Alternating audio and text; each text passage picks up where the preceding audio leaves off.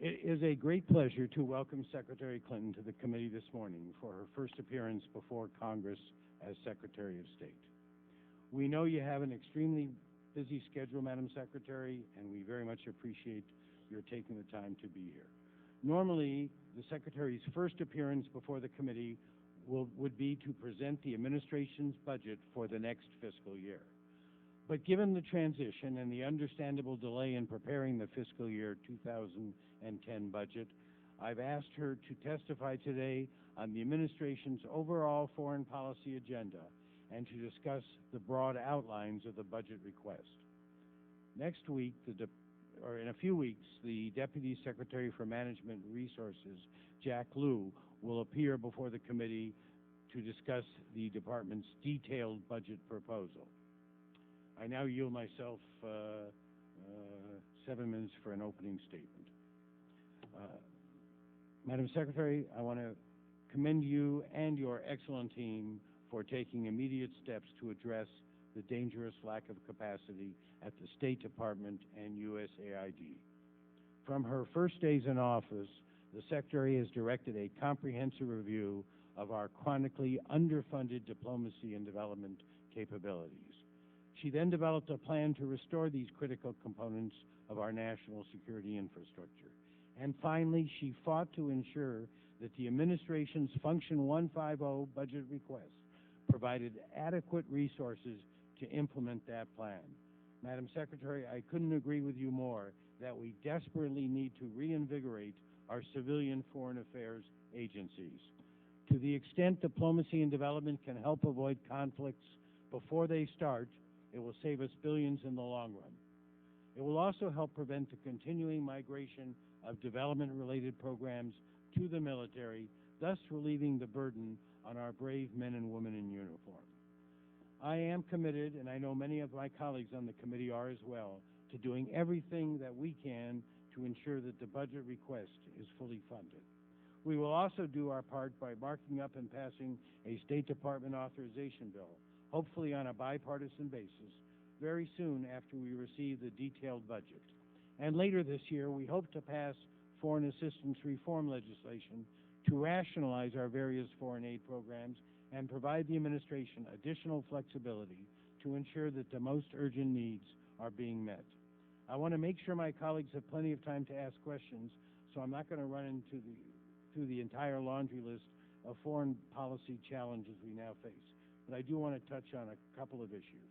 Madam Secretary, several of my colleagues and I returned just yesterday from a trip to India and Pakistan. I think I can speak for all of them in saying that we were encouraged by the dramatically improved U.S. ties with India, but deeply concerned about the rapidly deteriorating security situation in Pakistan.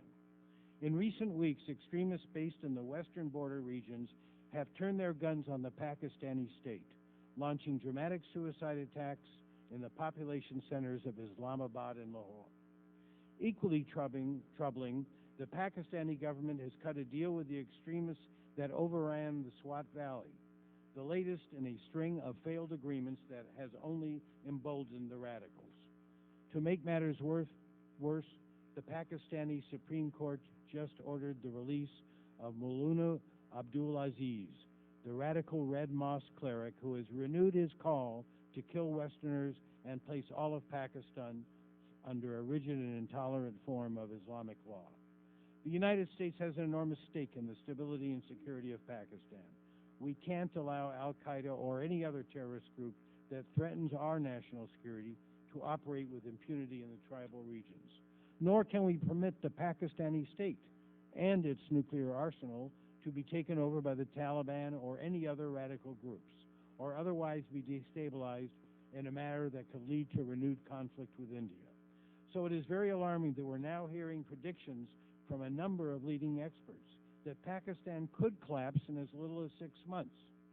Madam Secretary, I know you take these issues seriously, and I want to commend you and your team for developing a comprehensive Afghanistan-Pakistan strategy.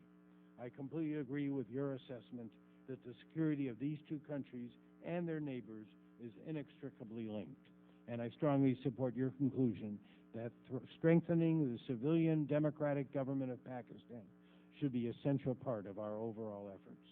In the next few weeks, our committee will consider legislation to massively expand assistance to Pakistan, including funds to strengthen the capacity of parliament, the judiciary, and the public education system. The bill also calls for the administration to make a series of reasonable determinations to ensure that military assistance is used to meet both U.S. and Pakistani national security interests. Ambassador Holbrooke will testify next Wednesday to provide the administration's views of the legislation and to discuss the larger Afghanistan-Pakistan strategy. I also would like to say a few words about Iran's continuing efforts to develop a nuclear weapons capability. As you are well aware, a nuclear-capable Iran would pose a dire threat to the United States, our allies in the region. It would act as a hegemonic power in the Middle East and cause a cascade of proliferation. In short, we can't allow Iran to acquire this capability. Regrettably, the previous administration's policy failed to impact the Iranian regime's destabilizing behavior, and there is no reason to believe that doing more of the same will result in a different outcome. We need a new approach to dealing with Iran, one that offers direct engagement in a bilateral or multilateral format. I believe this is reflected in the administration's recently completed Iran policy review. But such engagement can't be open-ended. Indeed, Tehran continues to enrich uranium and every day moves closer to the nuclear threshold. I would urge you to seek support in advance from key members of the international community to impose crippling sanctions, the kind that would compel or at least maximize the chances of compelling a change in the regime's current course if engagement does not yield positive results. Finally, after 25 years of grappling with the enormous economic losses caused by intellectual property, piracy, and counterfeiting, I would urge you to put this issue high on the list of the State Department's economic agenda. Madam Secretary, I am excited about the prospect of working with you on the many challenges facing our nation, and I am now pleased to recognize my friend and the ranking member of the committee.